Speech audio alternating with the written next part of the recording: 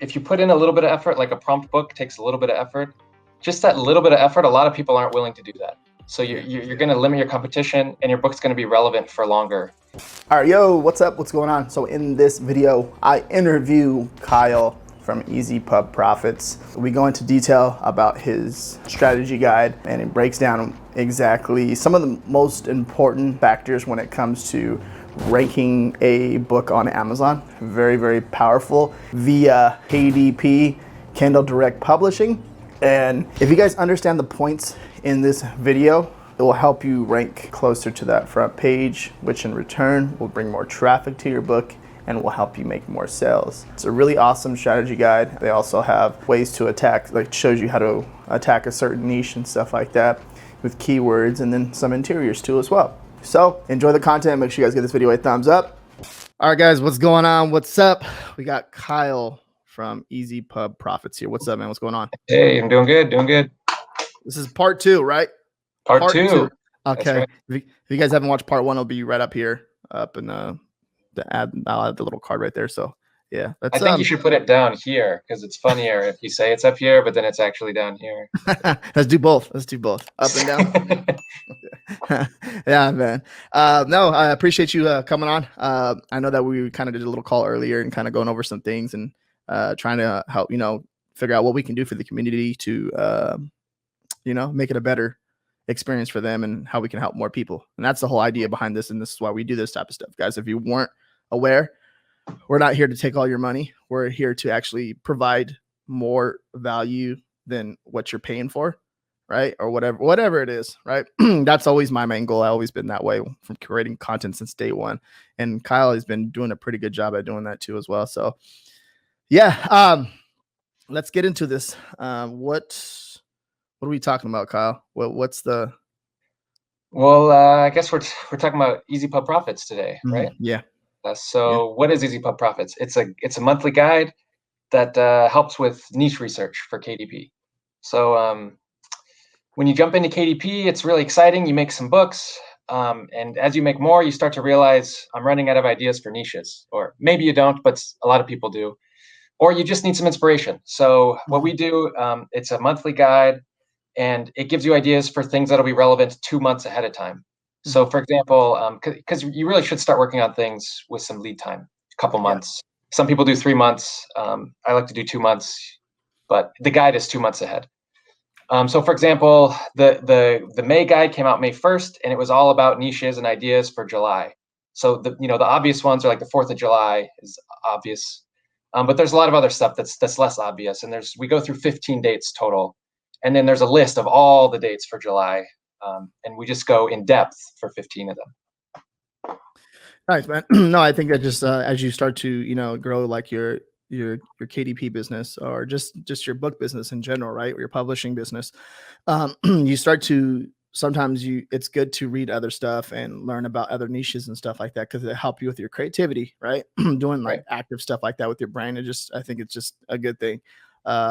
And plus, you learn new stuff that you never even research is like it'll help you in today's world when it comes to learning new stuff and what people like to do. I'm like, you'll be surprised. Like, what the hell? Like, you like to do that? There's people that like to do that type of stuff. So, and then you start to learn about different cultures and how human beings are. And I think it's really powerful. I enjoy doing research, man. And it's my favorite thing to do. So we were just talking earlier about it's so.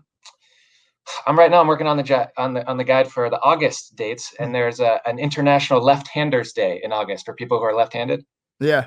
And something I learned, I had no idea. There's this slanted ruled paper, so it's just like college ruled paper that everyone uses, but the paper's slanted at 45 degrees. The lines are slanted, and I guess some people that are left-handed find this to be easier to write with than non-slanted paper. So I had no idea until I did this research, and it's a pretty good niche. But that's the kind of stuff that you find out just by digging into what's going on. My uncle is he's left-handed, and he hit hard. He was really good in basketball, and just left-handed people in general always have like, I don't want to say like they seem to be more stronger and more talented for some reason. I don't know what it is. Maybe some people may argue with this, but that just like there's very little left-handed people, right? And a lot of them are pretty talented, and or they're just different from everyone else, right? I don't Right. know. So, um, uh, how would someone use this guide right now? Like, as and I know that you're gonna get into it and show a lot of the information, but my main thing is like, how can I make money with this guide and you know whatever it is you may want to pay the light bill, you may want to put some food on the table for your family, or you may want to quit your job and do this full time, or pay your car payment, whatever it is. Like, what's the show me what it's about, and show me what I can do to change my life and make it better. Yeah, so I'll dive in and show you some of the guide. Before that, I just want to say I think the real value is time saving. Uh-huh. So there's a lot of great free information. You could go on YouTube. There's a lot of great people. You have a lot of great free information. Mhm. But I could spend 90 minutes, 2 hours watching videos on YouTube, and I could learn a lot of stuff. But I might not find a niche that speaks to me that I could publish a book in. Yeah, And you don't know until you watch all the videos. So the yeah, nice thing about the guide is it's all relevant, it's well researched, and it's all listed out, and you can look at it and say, oh, this grabs me, I'm going to do something about that, and it's a good opportunity. It saves you a lot yeah, of time. That's basically the real value. yeah. So if I could share here, share screen. You good for me to share and show some of the guide? Yep. Do it. Do it. Do it. Do it. All right, I'll share the entire thing. You guys see my screen? Yes, I see your screen. All right, no need to be seeing that. Let's jump into this here. Okay. So first of all, if you get the guide, what I'm showing you right now is just a sample, which you can Mhm, get for free if you go to easypubprofits.com. You can click and you can get this free sample, which mhm, shows you some of the guide, but not all of it. But this is what you see when you open it up. Legal disclaimer, and then there's a table of contents, mhm, and it's basically split up. So like I said, this is the May guide. It came out on May 1st. They always come out on the 1st. And it's covering niches and ideas 2 months in advance. So for yeah. May, that would be July. So we're talking all about things going on in July. So you can see like Dog Days of Summer, they call it. There's some other things that are covered up because this is a sample and we don't want to give everything away for free in the sample. But these are things that cover the entire month, and I'll talk about one of them in depth a little bit. Okay. It's World Watercoloring Month, which you may not have known for July, but we'll talk about that. Yeah. And then there's the monthly niche mentions. Now would be things like the 4th of July and other things that happen on a specific day in July. I'm sorry, that's the date highlights. And then there's the book a day, which just for every day it lists something that you could do a book about. And then something we've been doing in the guide, which would be this section here, is just a deep dive on something that's currently relevant. It's not Uh-huh. necessarily tied to any dates or anything. So in this May guide, we just did a deep dive on NFTs, non-fungible tokens, Mhm. cryptocurrency, how you could make books, low content books in this space, and how you can use NFTs maybe for designs in your book. So if any of that's of interest to you, then that's covered in this May guide as well. Um, did you want to jump in at all before I show a little bit No, more? no, I think that's cool because that's actually like a lot of the stuff is like current with the cryptocurrency and the NFTs, and I say this to a lot of people. It's like it's all on YouTube, right? You'll see a lot of this stuff on YouTube would be all in front of you. You got to pay attention, just on social media in general, right? Pay attention to this stuff, and I'm pretty sure like you guys heard of NFTs or seen it. Like, what the heck is that, right? So there's always an idea and there's always an opportunity present to you, but sometimes we don't know it until we look at stuff like this. Like when he's showing you the guide, you're like, oh, I didn't even think about that, but I thought about it, but I didn't think about it that way. Oh my God, so stuff like that can help you make money. Right. Yeah, like top level, I don't know if whoever owns cryptocurrency probably knows this, but when you buy cryptocurrency, first of all, you need a password to access your digital wallet that you type in Yeah. every time you want to access it. And then you also have something called a seed phrase, which you need to access if you ever lose your password or and you need to write these things down. You can't just have digital versions because if it gets lost, you lose your cryptocurrency forever. Mhm. So I mean, that's a book. That's a low content book right there. People are buying cryptocurrency. They need to write down these phrases to access their digital wallets. They need Yeah. somewhere to write them. Why not a low content book that's made specifically for that? So we talk about that. There's some other ideas in there, but just to get into that. Yeah. And then I'll show you one other date that, so in July, it's actually World Watercolor Month. So this is just to give you an idea of what it looks like. And we do this for about 15 dates per month, just go deep. And then it talks a little bit about what it is. I won't read all the details, but they have this thing, 31 watercolors in 31 days is something they promote, which automatically gets my wheels spinning. People want to draw something every day for a month. That, to me, that's a low content book. And I talk about that in here. Yeah. And then we give you specific ideas. So you could make sketchbooks and drawing books. But then, we go a little deeper. If you just look for a watercolor sketchbook on Amazon, it's pretty competitive. 30,000 results in books, that's too much for me if I'm just jumping in. But it's not that hard to, find a sub niche. Just by making it square or mini, for example, you only have 600 results now. Like if I search square watercolor sketchbook, now there's only 600 results compared to 30,000. So stuff like that, it's so important to be able to show up. People have to be able to find you in order for you to sell your books. I think that's interesting right there. It's something to touch on too, because a lot of people they create something and they're like, well, how come I'm not making sales? It's like, did you see your competition? You have over 50,000 people, 30,000 people in the search result, and you're on page 6. No one never goes to page 6. At least I haven't met nobody. Have you met somebody that goes to page 6? No, I do sometimes for research, but never to buy anything. Oh, those are for your friends in the back. I see you back there, baby. I'm gonna come by you. So yeah. But just so then we give you some other ideas, and then it goes on, and then at the end we give you this keywords table. So these are specific keywords, and this was one that we just talked about: watercolor sketchbook square. Okay. And you can make square books on Amazon. People don't do it very often, but it's something like for a sketchbook, it's something people want.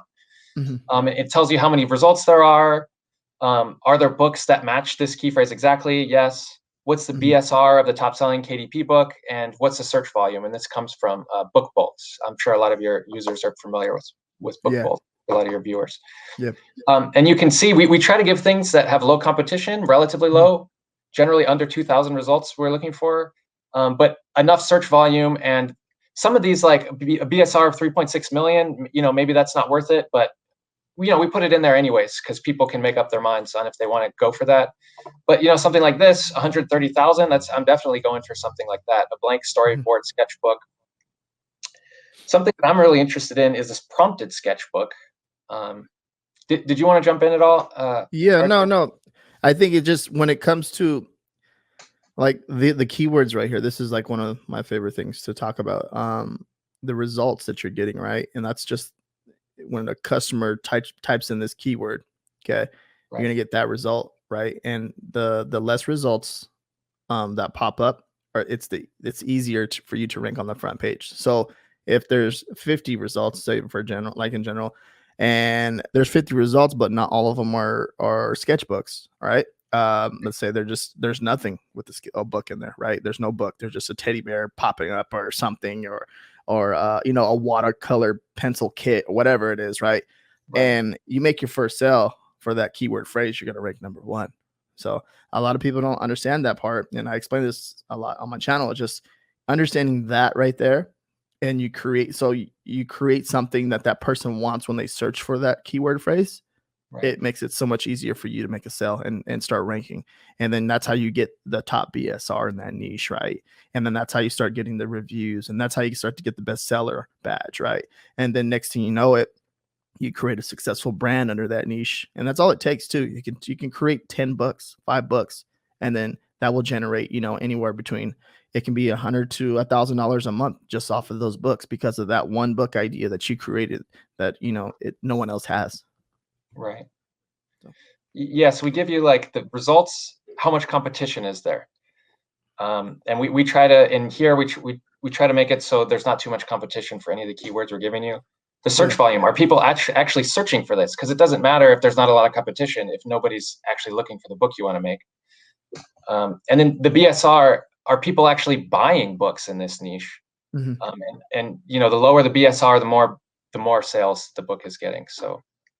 And the exact matches is something we added in here just because I found sometimes you can find opportunities where no one's actually even made a book that matches these keywords. Uh-huh. And that's like, so you're a one of one. You're the only person that has a book that matches that keyword. That this doesn't happen too often, but when it does, you know it's really good, and it definitely happens sometimes in the guide with some of the keywords that we find. And I think adding to that too, just it all depends on you. You have to do your research when it comes to this type of stuff. Like if you want to find a book with no exact match with those keyword phrases, it's all about staying ahead of the game, doing your own research, and just being ahead of everyone. Because if you do that, that's how you find the top selling. That's how you create a top selling book in a niche. It's like there's no one with this keyword phrase in their title, right? And then you just start ranking your number one, and that's cool because it's like, whoa, I found a new niche. And it's all about the research when it comes to that. And you had to be really good, and it takes practice right there. Right. And almost always, I actually don't know this for sure, but if you find a book that doesn't match these keywords exactly, the Mm-hmm. book's probably showing up because they've put some of those keywords in their backend in the keyword boxes. Mm-hmm. But if you take all those keywords and put them in your title, your subtitle, Amazon's going to think that you're more relevant for that search term than the person who only has them in their backend keyword boxes. So Yeah. yeah, like you said, it's an opportunity there. Yeah, for sure. Um, Go ahead, RJ. No, I think it's just the power of the power of the algorithm right there, right? It just like you're trying to Amazon's trying to give your book to a customer, right? And they want the customer to purchase that book, right? Or they're just Right. trying to make it easier. And if you make it easier for the algorithm to like do its job, that just like me, you may hear me repeating this. It just that's what it is. It's like you want to give the customer that product, give it to them. You want them to pull out their credit card and make a purchase, and it that makes all the difference when it comes to making your first sale or being the best in the niche. Right. Did you want me to keep going on this a little bit? Because Yeah, you can yeah, whatever. so say for example, like a prompted sketchbook, like this really reached out to me. This is something that I like. And I know different authors, different publishers have different techniques they like. Some people like to do coloring books. Some people like to do journals, but just get real creative or funny with their covers. Uh-huh. I like this idea of prompted because it's just hard enough that not a lot of people do it, but it's also not that hard that that you can do it. It's easier than making a coloring book, for example, unless you're Yeah. hiring to do all your illustrations. Um, so this is something that appeals to me, and the fact that there's not that much competition. You'd think there would be more, but there's Mhm. not. And that combination of things, like this would be a niche I'd want to go after. So if I was going to do that, how would I do that? Well, first of all, I have some, things I can use that we've used before, Mhm. that I've used before. So like I've made a weekly prompt journal before. It's pretty basic. It's just it has prompts at the top, and then it has lines for you to fill in the prompts, right? So this is Yeah. an example. It's got a bunch of pages. Um, No. if I wanted to make this into a sketchbook instead of a prompt journal, it's pretty easy. I could just here's a sketchbook that you would get with the May guide. It's a thumbnail sketchbook to get you started. That's one of the ideas in there. But Yeah. I would just take, like this little square, and I Uh-huh. would just copy it over to my prompt book here, and then I would just copy, instead of a journal, now it's for sketching, right? It's that simple. And then I would have to put the prompts here, and that's where Yeah. you have to do a little bit of research and do a little bit of work. But you can. It's not that hard if I just go over to Google, and I've already kind of started doing this. But if I just start typing sketching prompts, Google's saying for beginners, and for me that seems like a good way to start. But once you're in Google and you're looking for this, already right here, I didn't have to click on Look at anything. I'm that. getting all these Yeah. ideas. Draw an object and give it a face. Create an alternative color for your favorite book or album. And I wouldn't take too many from any one given source because you don't want to be plagiarizing people. Uh-huh. But you can. There's so many options here. There's so many results that you can. What I would do is open up, Notepad and start writing things down, and then I'd come back to Notepad later and pick out the ones that I like or the ones that I want. Yeah. And for this particular niche, what did we say? This is watercolor month. Yeah. What is there? 31 watercolors in 31 days. So I would probably make a book just for the month, and I would have 30, 31 prompts, and Mhm. that's it. That's the whole book. and it can go along with this whole World Watercolor Month thing and the whole thing that they want to do. So anyways, that's how I would use it, start to finish. That's the basic idea. Yeah, no, I think it's crazy that you showed that with the interiors, because a lot of people ask, like, are the interiors editable? Can you make them, like, I always recommend, like, make the interior your own. You got to make it different from everyone else. If you're going to be using the same interior that everyone else is using, right? It makes it so much harder. And I know there's this, like, services, and then Kyle, you provide the interiors too each month. But the thing is, how many people in the group are going to be, or that are subscribed to your service, are going to be using that same interior? You got to think about it that way, right? I'm not saying, like, no, don't use that interior. I'm saying to edit, like, exactly what he just did and make it your own. Put your own flip on it. Make it different. Be unique. Right. Be you. And don't be like, I uploaded the interior and I can't get no damn sales, and I just suck at KDP and I'm done. That, you know how easy that was? Like, it's not supposed to be easy. It's supposed to be more of a challenge, and you got to figure it out yourself if you can do this. Like, and obviously you can. Like, it's just like, you got to figure it out and research it. Like Kyle said, put some work into it. Right. And we do provide interiors. We recommend that you customize them, and there's certain things that make people want to customize them. Like, we always use the same stupid font called Arvo. People ask questions about this. Why do you guys always use this Arvo font? It's a stupid font. And we say, yeah, that's because you're supposed to customize. Use your own fonts that you like. So anyways, but yeah, I agree with everything that you said about that. Yeah, man. No, I think it's I still, to this day, for me personally, I'm big on merch by Amazon. But it just, like, I made a awesome book, a coloring book, like a few weeks ago, and it's hovering between 200K to 500K. And I'm just like, and not just one book, I just published. That was it. I didn't publish no books, and I have another book coming out, but it just, you can see the power if you make it your own and you're different from everyone else, right? It's not like uploading 1,000 designs and putting them up on products for merch by Amazon. This is a little bit different, right? It takes a little bit more time and effort. But if you understand what you're doing, you're going to make sales like that. And I feel to this day that KDP, one of these days, is going to pass up my merch by Amazon, royalties and stuff like that, because I think there's more of a demand for a book compared to a shirt, right? And I felt that way. I don't know why, but yeah. Yeah, and the thing about, if you put in a little bit of effort, like a prompt book takes a little bit of effort, just that little bit of effort, a lot of people aren't willing to do that. So you're going to limit your competition, and your book's going to be relevant for longer. You could jump on a niche, like or something that's trending, like some trending phrase, and just throw it on a journal cover, and you might make a lot of sales, but that won't last very long. It's still not a bad strategy, but I prefer to make something that takes a little bit more effort, and I know it'll last longer. It'll give me sales longer, and it'll have less competition longer. So that's what we promote with the guide. And then it's difficult for someone to actually copy, because it's, like, way unique and different. So yeah, man. Anything else to add to this at all? No. That was love talking to you, RJ. So it's always good. Always good to jump on with you. Yeah, man. Thank you. I appreciated it, man.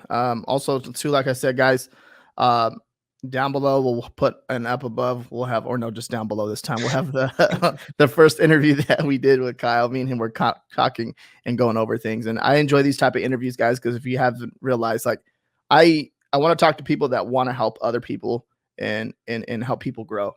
And that's my main thing. And that's the whole idea of why I do these type of interviews.